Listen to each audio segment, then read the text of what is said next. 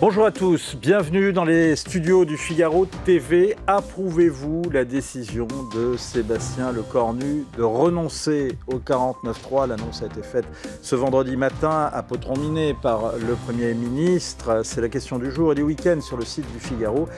Est-ce que le Premier ministre peut convaincre d'ailleurs les Français avec cette mesure ? Vers où doit-il pencher pour gouverner à l'heure où l'opinion montre des signes de retournement sur le front républicain? On y revient dans un instant avec Céline Bragg de l'Institut Odoxa. On reviendra aussi dans cette émission sur le long discours et les longues menaces et ironies de Vladimir Poutine la nuit dernière au forum de Sotchi. On y reviendra avec Jean-Dominique Merchet. Et puis, qui sera le prochain maître du monde? Notre confrère François Langlais a mené l'enquête. Anti-spoil oblige, on ne lui demandera pas la réponse, on exigera juste un point de vue.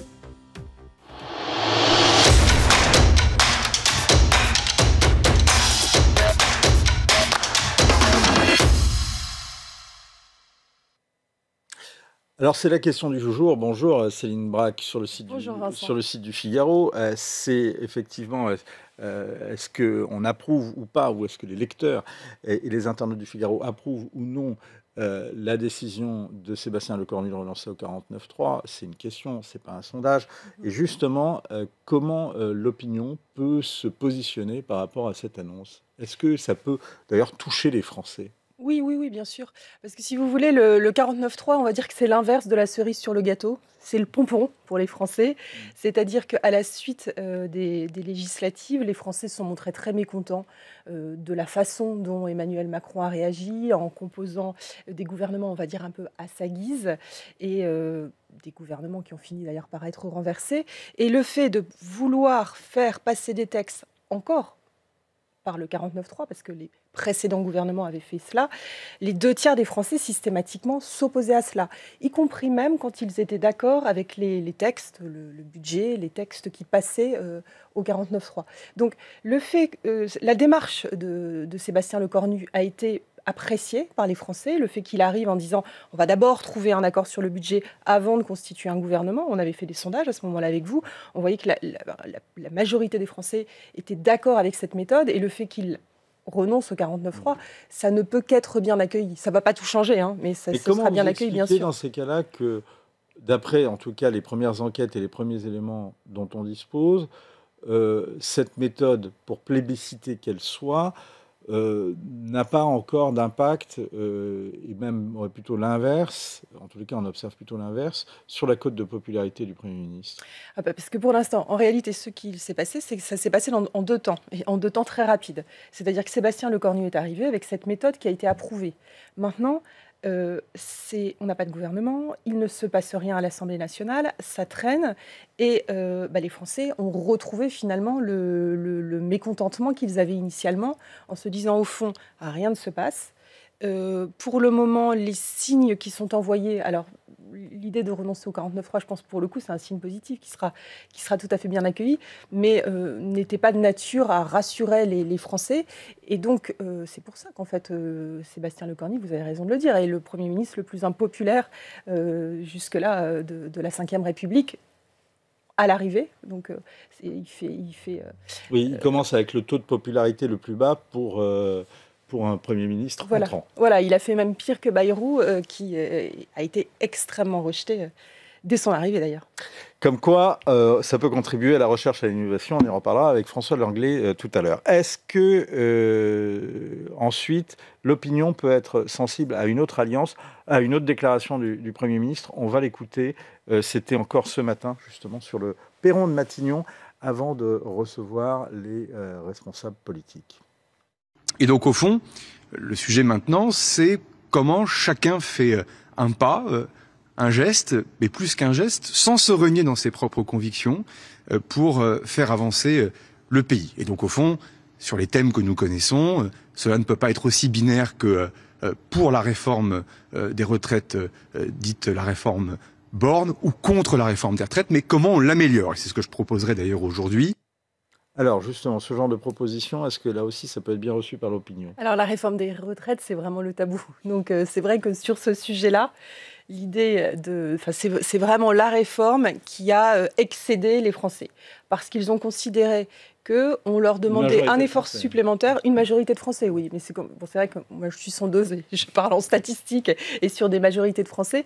Et une majorité de Français s'est montrée excédée par la réforme des retraites parce que, considérant qu'on demandait des efforts et que l'argent public était mal géré et que donc, quelque part, tous ces efforts-là supplémentaires ne serviraient à rien. Et l'idée de travailler plus sans gagner plus, mais dans l'espoir que le système puisse s'équilibrer, ça n'a pas fonctionné. Donc là, on ne peut pas dire qu'en arrivant en disant bon, bah, on va essayer de retoucher la réforme sans complètement y renoncer, ça peut pas fonctionner. Après, le tout début du propos du Premier ministre, à savoir l'idée de trouver des consensus, ça, c'est quelque chose de très populaire. En fait, les Français rêvent de cela. Ils rêvent d'avoir des politiques qui puissent se mettre autour d'une table et discuter ensemble. Le sujet, c'est qu'ils n'y croient pas. Alors, ça, c'est une chose. Autre chose, est-ce qu'on sait, en tout cas, est-ce qu'on a une idée de savoir vers où penche l'opinion en matière d'alliance pour gouverner? Est-ce que l'opinion penche pour une alliance vers la gauche, comme le veut maintenant Emmanuel Macron, ou vers la droite, comme c'est ce qui s'est fait depuis un an? Bon.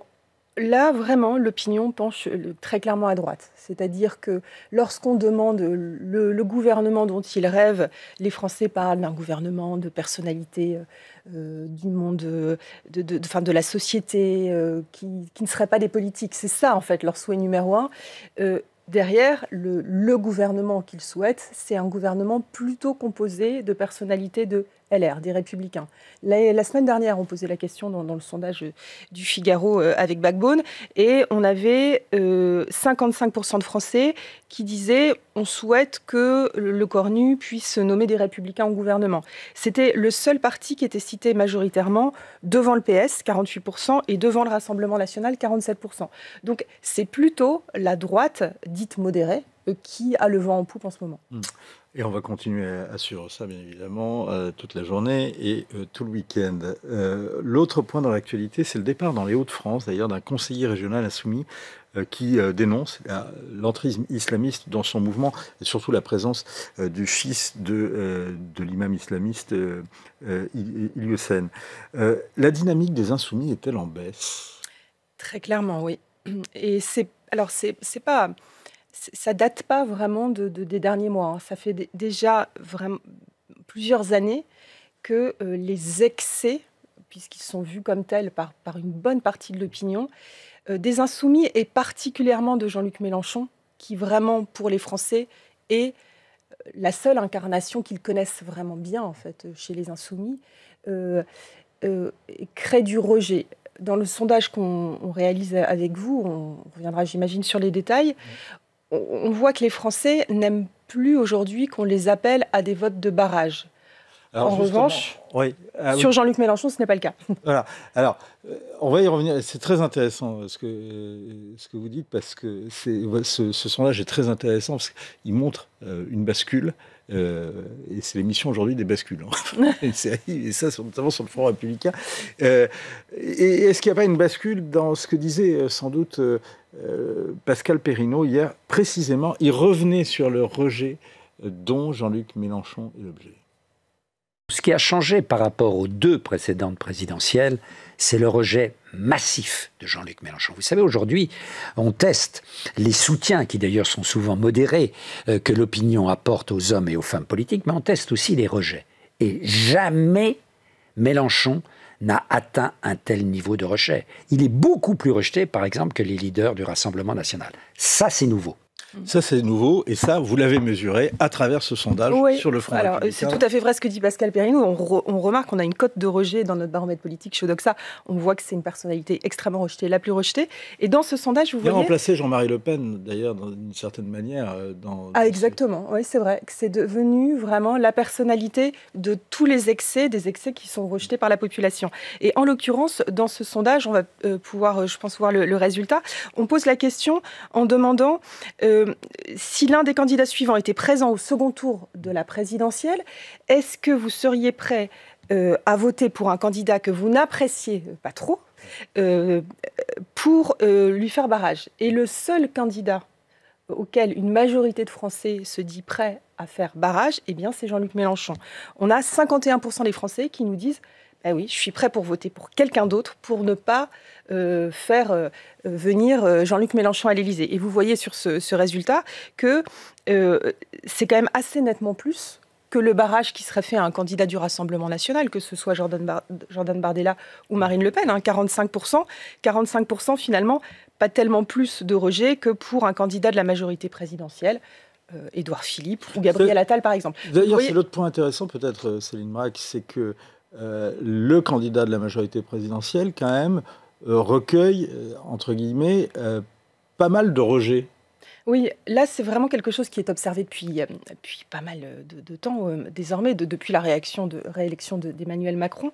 C'est que le rejet du parti d'Emmanuel Macron devient quasiment équivalent à celui du Rassemblement national. Et puis, au-dessus de tous, eh bien, il y a la France insoumise qui s'est fait des ennemis à droite, au centre, très clairement, et de plus en plus au sein de la gauche modérée.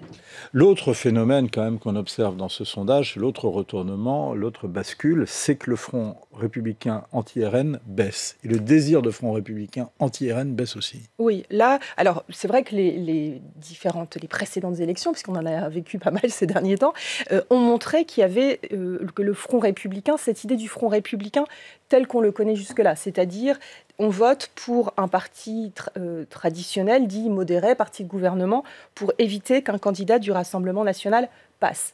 Finalement, aux dernières élections législatives, l'année dernière, il y a eu beaucoup d'élus qui se sont retirés et il y a eu encore une forme de front républicain qui a été soutenue par des électeurs de gauche. Mais aujourd'hui, quand on pose la question, eh bien, ce type de barrage, est-ce que vous trouvez que c'est une bonne chose ou une mauvaise chose? On a une majorité de gens aujourd'hui, 53%, qui nous dit c'est une mauvaise chose. Et ça, c'est un basculement. Parce que il y a encore peu, avant les élections législatives, le principe de pouvoir se mobiliser contre le Rassemblement national était quelque chose qui était très largement admis par la population. Parce que très largement admis par la population de gauche, mais aussi par les sympathisants LR. Aujourd'hui, sur cette question, les sympathisants LR, ils sont 80% à nous dire non, on ne veut pas, on ne trouve pas que c'est une bonne chose. Et de plus en plus de sympathisants de gauche. Oui, c'est ça. Ce qui est frappant, c'est que même le Front républicain anti-RN baisse à gauche. Oui, c'est ça. C'est-à-dire c'est un structurant du vote de gauche. Voilà. Alors, il y a encore une majorité de sympathisants de gauche quand même assez large. Vous voyez, entre 70 et 80% qui nous dit c'est une bonne chose. Le principe nous plaît. Après, il faut voir dans le détail, parce que comme il s'oppose au sein de la gauche, ça ne fonctionne pas forcément. Mais en tout cas, le principe plaît. Mais ça fait quand même, aujourd'hui, 20% d'électeurs de gauche qui nous disent non, nous, on n'est pas d'accord avec ce Front républicain. Quasiment un tiers de sympathisants Renaissance. Donc il y a vraiment un effritement qui se produit très clairement au centre et à gauche. Mais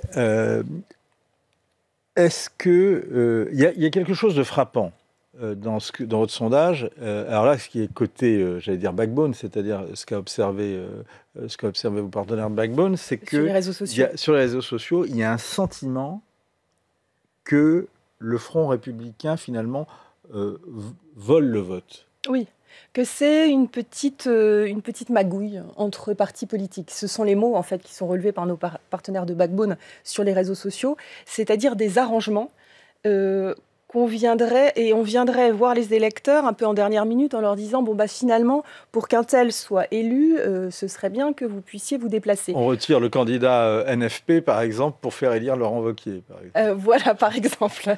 Donc là, vous avez cité évidemment un cas qui peut ne pas plaire beaucoup. Un cas extrême, mais un cas réel. Voilà, un cas réel, mais qui ne plaît pas beaucoup à des électeurs de gauche qui se disent « mais qu'est-ce que ça veut dire ? Enfin, on nous vole notre élection ». Et c'est vrai que ça va dans le sens de ce que disait aussi Pascal Perrineau au début de l'extrait que vous avez passé, c'est-à-dire de l'extrême impopularité des politiques dont on ne veut plus leur faire le crédit de penser pour la communauté, pour le bien général. On se dit c'est pour eux et on n'a pas tellement envie d'aller accéder à leurs souhaits. Alors, est-ce que, si on pousse la réflexion maintenant, est-ce à dire que les électeurs du centre-gauche, par exemple, ne voteraient pas pour une candidature des Insoumis ? Les électeurs du centre-gauche, aujourd'hui, sont très nombreux à nous dire, par exemple, qu'ils favoriseraient, qu'ils seraient tout à fait favorables à un barrage anti-insoumis. C'est-à-dire jusqu'au Rassemblement national ? C'est-à-dire, votre question posée... C'est-à-dire que l'une des questions qui s'est posée, c'est que des électeurs de centre-gauche, c'est ça l'alliance, la déclaration de Gabriel Attal le soir du premier tour des élections législatives, finalement, en filigrane, c'est, en gros, il faudra mieux voter pour un électeur insoumis, un candidat insoumis, plutôt pour faire barrage à un RN. Est-ce que ce réflexe-là, qui était un réflexe implicite, personne ne l'a explicité, mais enfin ici il a été chiffré, est-ce que ce réflexe-là serait aussi automatique, aussi fort lors d'une prochaine Non, bien sûr que non. Et alors, c'est vrai que c'était à géométrie variable quand même. Le discours du camp présidentiel n'était vraiment pas... Tout le monde ne disait pas comme Gabriel Attal. On va dire que c'est plutôt les renaissances de gauche qui disaient cela. De plus en plus, on entendait, attention, il faudra faire le choix, si c'est un insoumis, vous pouvez, c'était un peu en filigrane, vous abstenir, etc. Aujourd'hui, il y a plus de rejet chez les sympathisants Renaissance, il y a plus de rejet de la France insoumise que du Rassemblement national. Donc ça créerait un vrai suspense. On n'a pas fait ici une intention de vote législative. Il faudrait pouvoir se mettre vraiment dans le cas de figure. Mais il y a plus de rejet, donc ça pourrait ne plus fonctionner. C'est intéressant parce que là, vous donnez une tendance. Et effectivement, on voit, et c'est peut-être une de mes...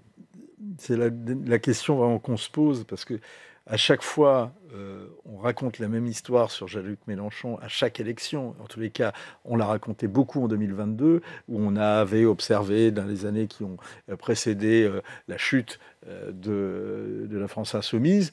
Et on voit que dans les derniers moments qui précèdent, les dernières semaines, les derniers jours qui précèdent le scrutin, Jean-Luc Mélenchon remonte, et il s'en est fallu très peu qu'en 2022, comme en 2017 d'ailleurs, il ne fut pas qualifié au second tour. Est-ce que justement, il pourrait connaître une remontada comme celle-là? Est-ce que finalement, certes, il y a le rejet, certes, il y a la lassitude de l'Union, mais finalement, est-ce que tout ça ne pourrait pas exploser, voler en éclats lors d'un scrutin, en particulier un scrutin présidentiel? Voilà, le suspense que créerait l'élection présidentielle, c'est le premier tour. Après, le second tour pourrait être...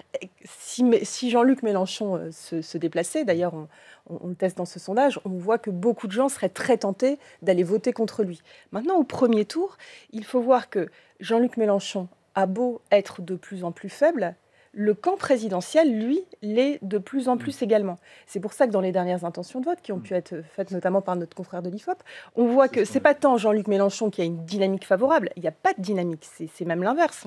On le voit très bien. C'est la dynamique défavorable d'un candidat qui viendrait du centre, ou de la droite modérée, qui pourrait favoriser non pas une élection, mais en tout cas le fait que Jean-Luc Mélenchon puisse se qualifier pour le second tour. Dernière question, à travers cette étude, est-ce que vous pensez qu'il y a une plus grande porosité à droite? Est-ce que, par exemple, des électeurs de droite pourraient avoir un réflexe vote RN au deuxième tour plus important que celui qu'on a vu jusqu'à présent? D'une présidentielle? D'une présidentielle, oui, très certainement. Très certainement. Ce qu'on mesure dans le sondage qu'on fait là, c'est que, par exemple, dans le cadre d'une législative, on ne voit pas un désir du RN qui a progressé. C'est très stable. Et au sein de LR, il y a quand même un petit désir supplémentaire. C'est la seule population chez qui les représentants du Rassemblement national, désormais, ont un crédit un peu en hausse depuis un an. C'est 5 points de mieux. 5 points d'électeurs qui pourraient se dire, bon bah tiens, on pourrait aller voter pour un candidat du Rassemblement national. Ailleurs, ça ne progresse pas. Mais en revanche, ce qui se passe, c'est au sein de la gauche, c'est-à-dire que comme les candidats du camp modéré et du camp radical ont vraiment de plus en plus de mal à se supporter, ils pourraient ne pas se soutenir les uns et les autres, et ça, de fait, ça ferait monter le Rassemblement national. On observera ça peut-être lors des prochaines élections municipales. Peut-être, voilà, on verra. Ça, c'est vrai que encore une autre élection avec d'autres enjeux un peu moins politiques quand même. Mais on verra quand même, peut-être dans les grandes villes notamment. Oui. Merci beaucoup Céline Bracq. Et je rappelle que le sondage sur le Front républicain est à découvrir bien évidemment sur le site du Figaro, sur le site d'Odoxa et également sur le site de Backbone Consulting. Merci beaucoup d'être venu le commenter ici en plateau. Mais qui pilote les mystérieux drones qui clouent les avions au sol des grands aéroports européens? La Belgique est à son tour touchée. La nuit dernière, blackout sur, vous le voyez, le tarmac et les pistes de l'aéroport Franz Josef Strauss de Munich. L'Europe accuse Moscou qui, comme d'habitude, joue les effarouchés, comme on a pu le voir hier soir, par la voix de Vladimir Poutine. В качестве примера можно привести и сегодняшний опыт взаимодействия России с Соединенными Штатами. У наших стран, как известно, немало противоречий.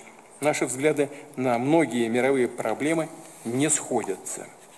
Для таких крупных держав это нормально, на самом деле естественно абсолютно. Главное, как разрешать эти противоречия, насколько удается улаживать их миром. Нынешняя администрация Белого дома свои интересы и желания заявляет прямо, иногда, думаю, вы согласитесь со мной, иногда и прямолинейно, но зато без всякого лишнего лицемерия. Bonjour Jean-Dominique Merchet. Bonjour. Il a raison, Poutine, on a tort d'accuser les Russes là, sur ces survols de drones? Sur les drones, on n'a pas la preuve formelle, mais ça ressemble quand même beaucoup à des actions russes. Peut-être d'ailleurs pas commises par des Russes eux-mêmes, comme on l'a vu dans des épisodes parisiens récents avec les têtes de cochon, ou les étoiles juives, ou les mains rouges, où les Russes utilisent des proxys, des mercenaires. Pour les têtes de cochon, c'était des Serbes qui ont été arrêtés en Serbie. Il est possible qu'ils fassent des choses comme ça, qu'ils sous-traitent à des groupes qu'ils payent un peu. Donc c'est possible que ce soit ça.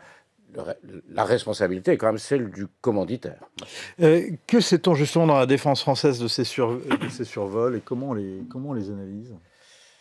Et tout le monde est assez inquiet quand même, parce que faire voler des drones au-dessus d'une zone aéroportuaire, d'un aéroport, ça présente un vrai problème. Il faut arrêter le trafic immédiatement. Ce qu'on a vu cette nuit encore. Voilà, c'est arrivé cette nuit à l'aéroport de Munich. Les avions cloués au sol. Là.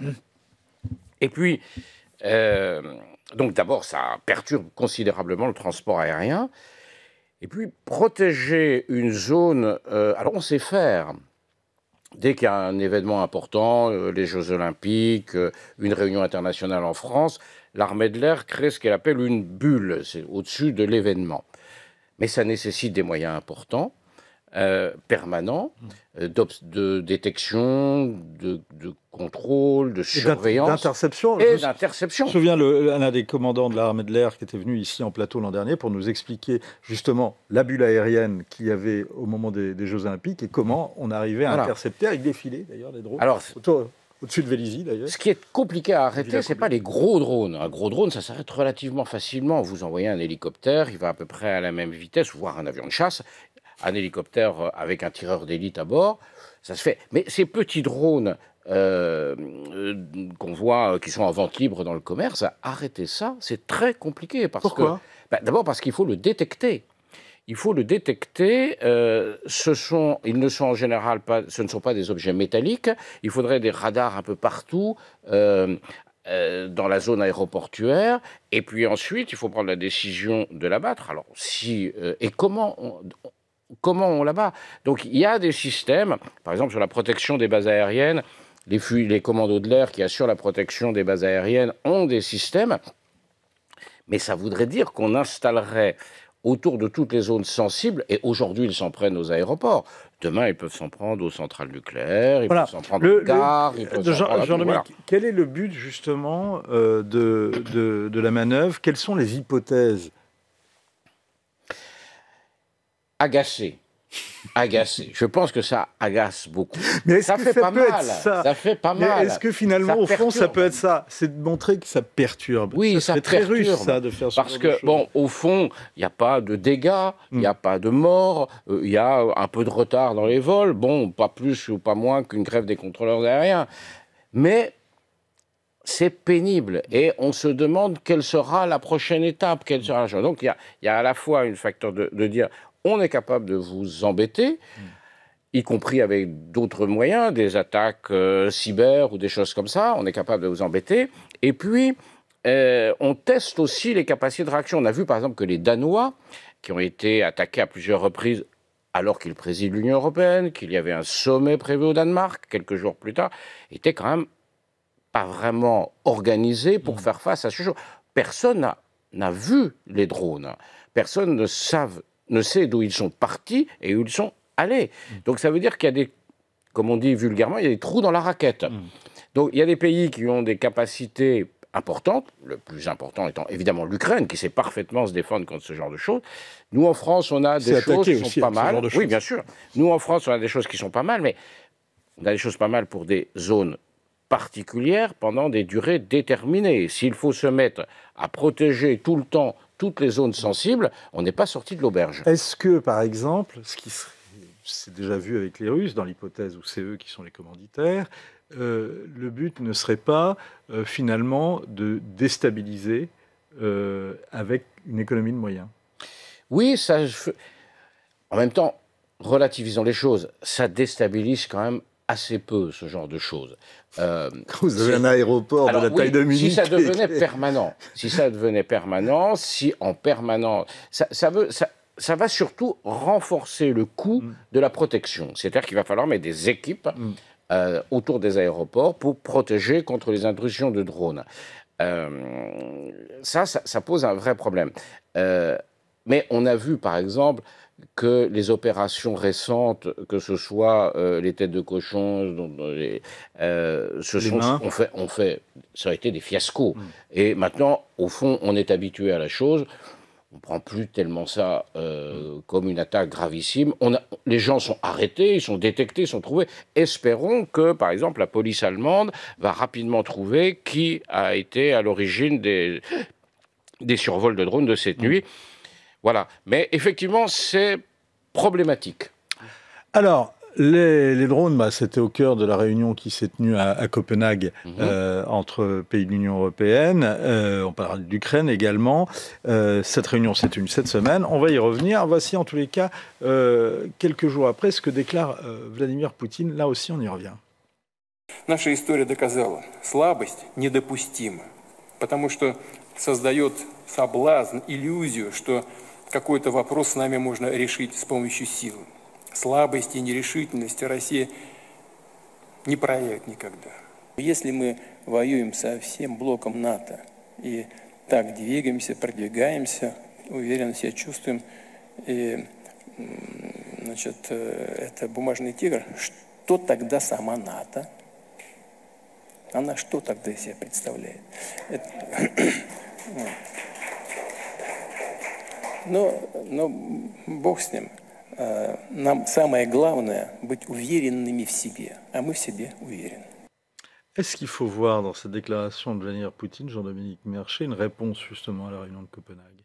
Alors il faut surtout voir une réponse à Donald Trump. Parce que vous remarquez qu'il a parlé, on nous prend pour un tigre de papier. Or, ça sont les propos de Donald Trump. Manifestement, ces propos ont agacé le président russe Vladimir Poutine, qui n'a pas envie de se faire traiter de tigre de papier par les États-Unis. Après, il dit, on est en guerre contre l'ensemble du bloc de l'OTAN. Non, on n'est pas enfin, peut-être eux estiment qu'ils sont en guerre contre nous. Nous, en tout cas, on n'est pas en guerre contre eux. La guerre, c'est quelque chose de très concret. Je trouve le propos un peu rapide dans sa bouche, mais il dit quelque chose. Alors comment vous interprétez la rapidité d'un propos de quelqu'un d'aussi rationnel et qui calcule aussi bien ses termes? Est-ce qu'il est aussi rationnel que ça, vous savez? J'ai un vrai doute là-dessus. Est-ce que l'attaque de l'Ukraine en 2022, enfin l'invasion de l'Ukraine en 2022 était rationnelle?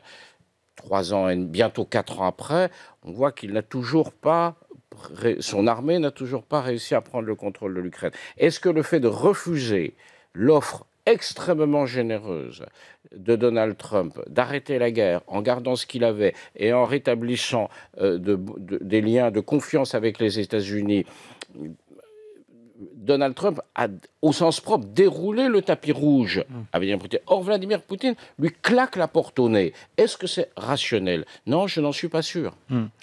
Que retenez-vous du coup de la réunion de Copenhague?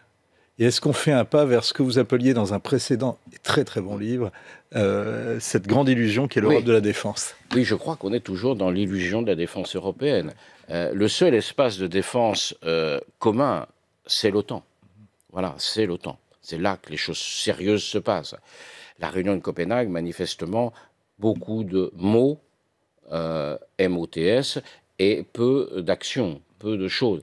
En plus, on voit des désaccords s'exprimer aujourd'hui sur le rôle de la Commission européenne qui, d'une certaine manière, s'auto-investit avec Ursula von der Leyen de responsabilités en matière de défense qu'aucun traité ne lui attribue. Et on voit bien que les grandes Pas capitales... même le traité de Maastricht. On voit bien que les grandes capitales, les pays sérieux, la France, l'Allemagne, l'Italie, trouvent que non, enfin, ça ne va pas. Donc, c'est plutôt au-delà des déclarations qui sont toujours très valorisantes, etc., c'est plutôt un constat d'échec, ce sommet de Copenhague.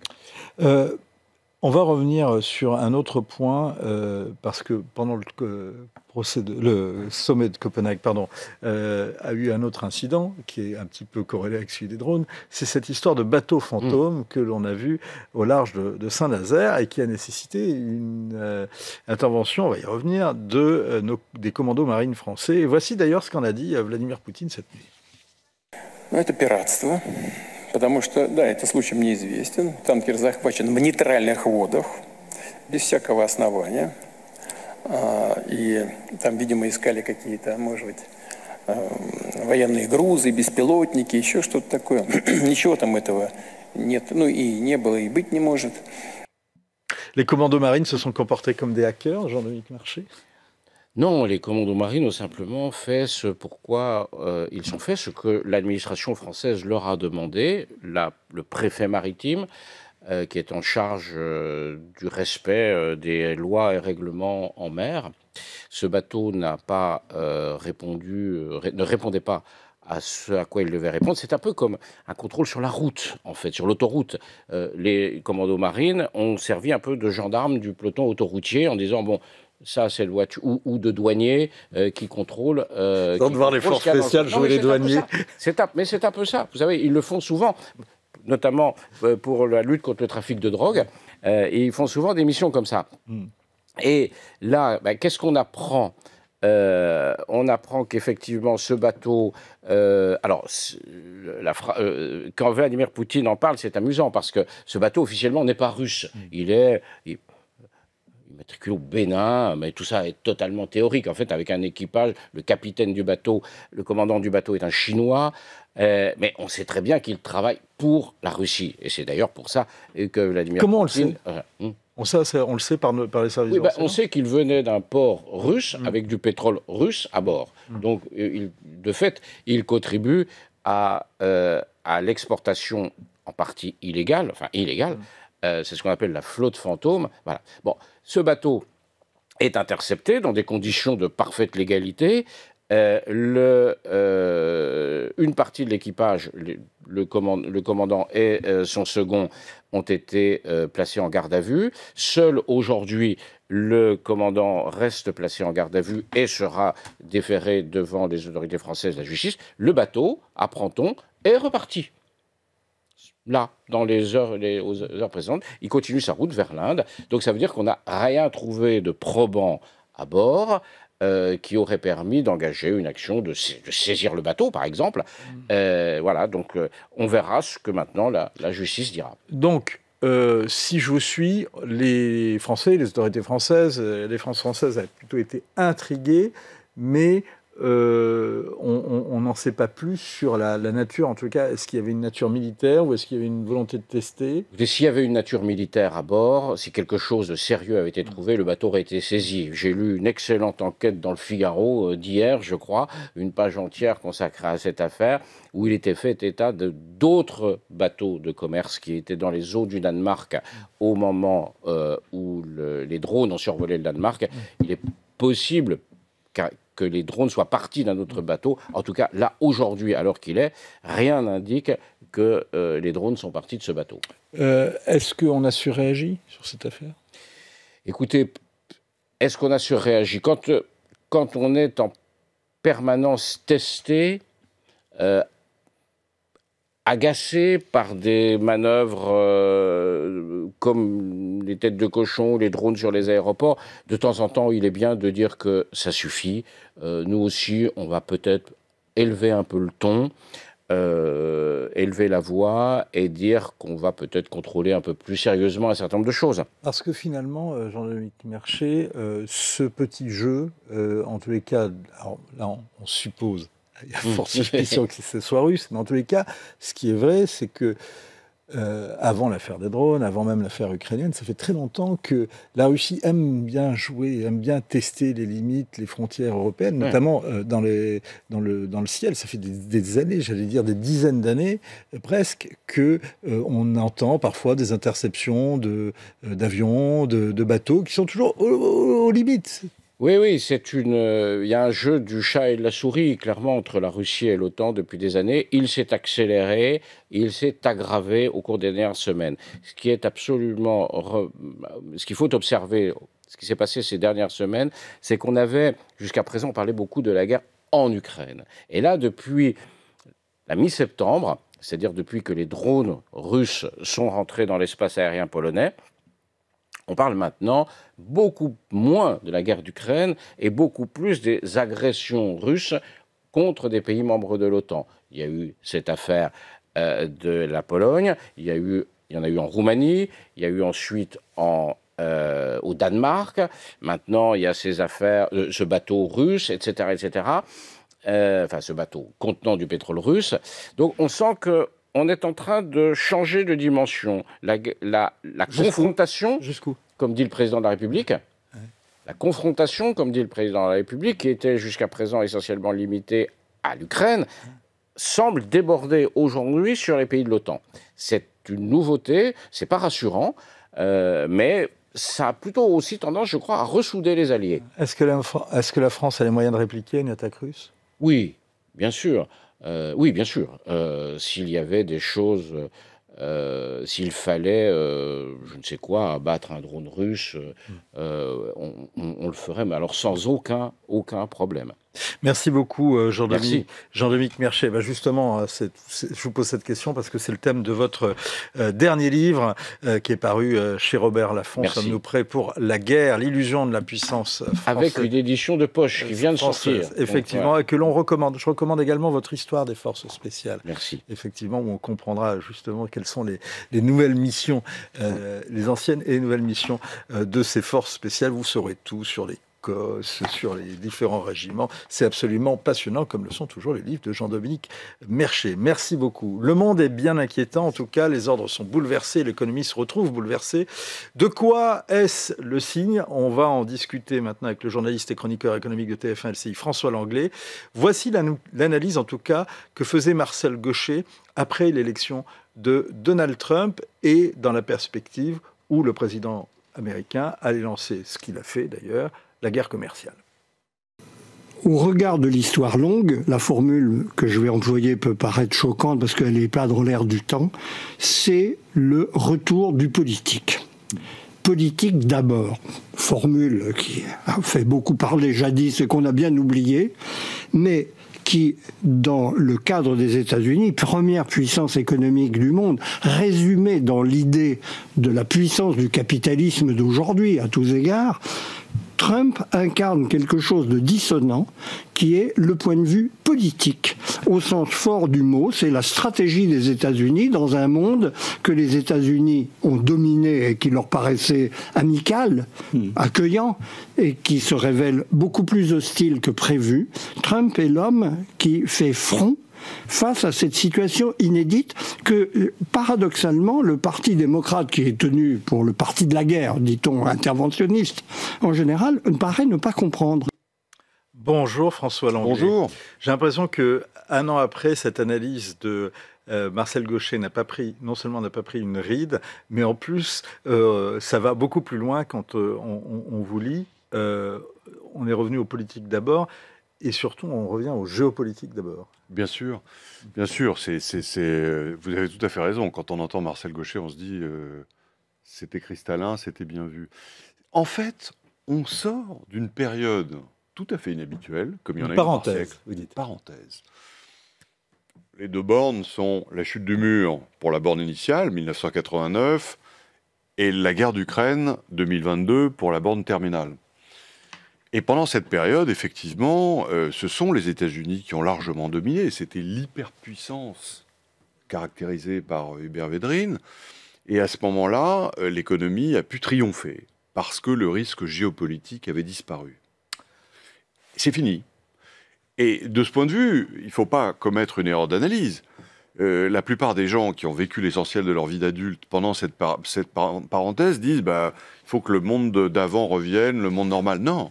Le monde normal, c'est maintenant. Alors, il y avait justement, au moment de l'émergence, en tous les cas, de l'accession à l'hyperpuissance suprême des États-Unis, une expression qui était à l'époque le nouvel ordre mondial. Quand on vous lit, c'est que on ne sait pas quel sera le nouvel ordre mondial, mais on sait que maintenant on a atteint un stade qui est le nouveau désordre mondial. Oui. Oui, là encore, c'est au fond, quand on élargit la focale, c'est une situation relativement habituelle, parce que nous sommes dans le retour de la confrontation des grandes puissances, qui est le régime qui occupe quand même l'essentiel du temps. Les parenthèses comme celles que nous avons quittées, comme leur nom l'indique, ça commence et ça se termine. C'est les moments d'apogée de la grande puissance lorsque elle gouverne, elle est au fait de sa puissance. Mais petit à petit, des rivaux émergent. Elle-même se fatigue. Elle est victime de ce que Paul Kennedy, l'historien britannique, appelle la surexposition impériale. Et on a connu exactement la même chose à la fin du règne britannique, c'est-à-dire entre 1870 et 1914. Là aussi, c'était au terme de quasiment un siècle de puissance britannique. Là aussi, il y avait surexposition impériale, fatigue. Là aussi, il y avait montée en puissance des rivaux. Et puis, finalement, le Royaume-Uni a perdu sa couronne. Alors, ce qui est très intéressant dans ce que vous dites dans votre livre, c'est que le fait géopolitique majeur de nos temps modernes, je vous cite, est l'affrontement entre la Chine et les États-Unis sur fond de montée en puissance du Sud global. C'est parfait, parce qu'en 3 phrases, vous résumez quand même la thèse de votre livre. Mais ce qui est très intéressant, c'est comment vous la développez et ce qu'il en ressort. Affrontement qui porte sur le statut du maître du monde. Alors, on se lit ça et on va se dire à la fin... On va lire le livre, on va se dire, mais qui va être le maître? Et on va se dire, vous parlez à un moment du piège du Thucydide. On peut redéfinir ce qu'est le piège du Thucydide. Thucydide, c'est bien sûr cet historien de l'Antiquité qui a chroniqué la rivalité entre Athènes et Sparte. Et alors, ça a été repris par Graham Allison, qui est un politologue américain, qui dit finalement, à intervalles relativement réguliers, le maître du monde est challengé par un autre qui conteste sa domination. Et dans la plupart des cas, ça crée une guerre. Ça crée une guerre, et généralement, le nouveau maître du monde prend la place du coq et devient le challenger devient le nouveau maître du monde. Et après, vous citez d'ailleurs la dialectique de Hegel, aussi passionnante, celle du maître et de l'esclave. Et donc l'esclave, finalement, à un moment, le maître s'arrête de travailler, et donc l'esclave devient le maître, etc. Et on se dit, c'est évident, la Chine va gagner cette confrontation. Or, c'est pas si simple. Non, c'est ce qui rend votre livre passionnant. C'est vrai, c'est que entre autres, la dynamique voudrait que le nouveau s'installe à la place de l'ancien, comme ça s'est déjà produit. Et quand on regarde de près, on se dit, la Chine a quand même des handicaps considérables, malgré ses victoires sur le front industriel, etc. Malgré le fait que Trump, justement, en rançonnant ses alliés, lui offre un espace stratégique très important sur le climat, sur le commerce, sur le multilatéralisme. La Chine a désormais toute l'attitude pour se présenter comme le champion du bien face aux méchants. Ça marche d'ailleurs en partie, puisque l'Inde... Ça marche au niveau de ce que vous appelez le Sud global. C'est ça. Par exemple, la coalition des méchants, Chine-États-Unis, finalement, Chine-Russie, finalement, séduit pas mal ce Sud global qui profite du déclin de l'Europe. Regardez l'évolution de l'Inde récente. Elle s'est fait taper par Trump avec des droits de douane, du coup. Elle se dit, au fond, alors qu'ils se détestent, entre la Chine et l'Inde, c'est vraiment conflits autour de l'Himalaya, une animosité très importante, bien sûr, des conflits territoriaux. Donc, la Chine profite de ça, mais sur le fond, elle a quand même au moins 3 handicaps. D'abord, la démographie. Et là, si vous voulez, elle est en train de la population active chinoise, qui est quand même le socle de la prospérité économique, elle-même étant le socle de la puissance politique. Et chaque année, la Chine perd entre 8 et 10 millions d'actifs aujourd'hui. En fait, on vit la situation symétrique de l'extraordinaire rattrapage économique qui était en réalité soutenu par une croissance extraordinaire de la population active, les cohortes nées à l'époque de Mao, dans les années 50-60, et qui ont grossi le flot des bras travaillant en Chine, et qui aujourd'hui partent à la retraite. Donc quand on tire d'un fil jusqu'en 2100, la Chine a sa population divisée par 2, elle passe d'1,4 milliard à 700 millions, les États-Unis continuent à monter. Parce que justement, leur population active, elle, continue à progresser dans les 15 ans qui viennent, et leur population tout court, bien largement au-delà. Donc ça, c'est le premier handicap.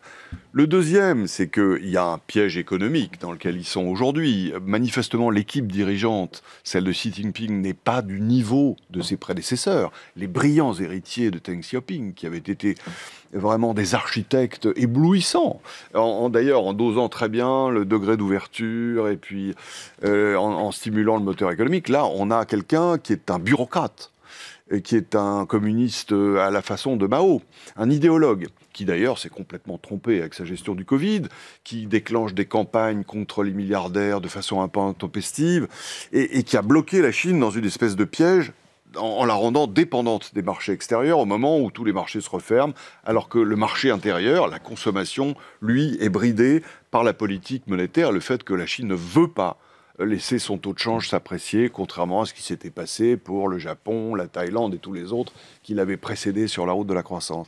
Puis le troisième handicap, alors il est d'une nature qui n'a rien d'économique, mais il est très important, le maître du monde doit faire envie. Il doit faire envie d'abord aux cerveaux qui le rejoignent. C'est ce qui s'est passé aux États-Unis pendant très longtemps, hein, où l'économie a fonctionné beaucoup avec l'arrivée. On n'a pas envie de s'exiler en Chine. Mais non, on n'a pas envie de s'exiler en Chine parce que c'est un pays qui n'est pas démocratique. On n'a pas envie de mettre son argent en Chine. On le fait un peu via des véhicules d'investissement. Mais pour le coup, vous avez quand même tout... Celui qui mettrait 95% de son épargne en Chine serait un peu imprudent. Il est tout à fait possible qu'un jour ou l'autre, il y ait un Tiananmen 2 et que les frontières se ferment ou que Xi Jinping décide que voilà, le capital ne peut plus...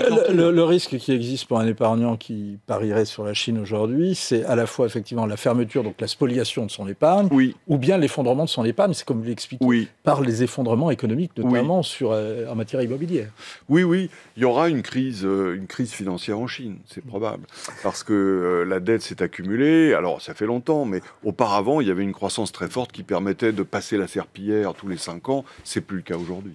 Alors, François Langlais, vous l'expliquez dans ce livre, ce qui se joue, c'est la fin d'une ère débutée sous Christophe Colomb, l'ère de la domination occidentale et du primat occidental.